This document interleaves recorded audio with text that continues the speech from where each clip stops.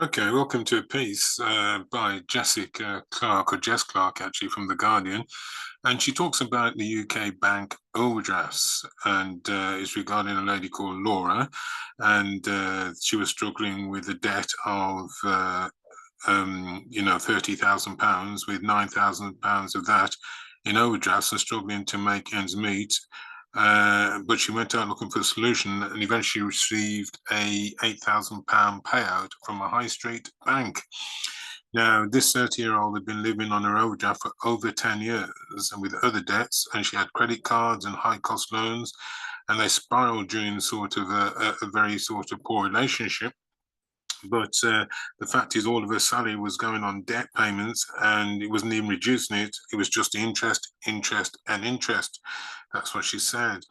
She had struggled with it for years as well, keeping it quietly to herself.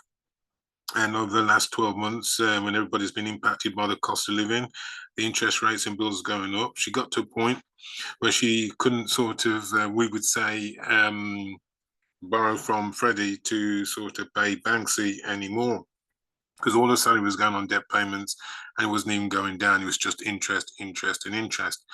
Now, apparently, going to an organisation called Debt Camel helped her with her circumstances, and she lives in London. And within weeks of actually approaching that organisation, she got £8,000 in covering fees and interest, which accrued over the 6-year period back from the bank as a gesture of goodwill. Now, there's obviously thousands of article borrowers who could also be owed refunds by the banks after being trapped in unaffordable overdrafts for years. And so that's something again from the article. And even though overdrafts are designed for short-term borrowing, many people are finding themselves constantly living in it as cost of living keeps going up. And it's like a big chain around their neck at the moment. But the one thing that you need to know that there's a lot of people walking around with a lot of shame and worry and anxiety because they're in debt, and they're constantly living in this negative grey cloud. And there's only so far that you can bury your head in the sand before actually it does get on top of you, and you just feel like that you can't live in that place anymore.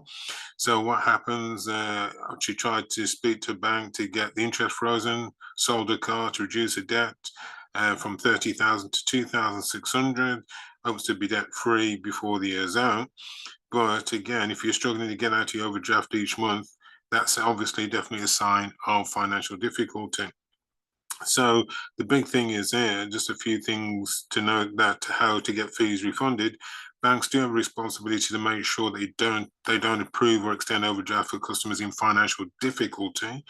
Most terms and conditions say lenders should review a customer's overdraft annually and offer help if needed.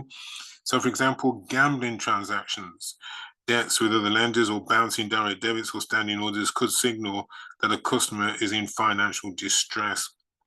So consumers may be able to get interest and charge refunded by making an overdraft affordability complaint if they believe their bank lent to them irresponsibly, and refunds can be worth thousands of pounds depending on the circumstances. So, whereas you might get private settlements as opposed to waiting for the financial ombudsman to look at it. So again, just as a thought there, if you are in trouble with borrowings and debt, do try and find the article by Jess Clark in The Guardian. That will certainly be an inspiration for you. And so from this week's Monday night meeting, I hope you've got something that will enlighten you from the Banksy and Freddy show.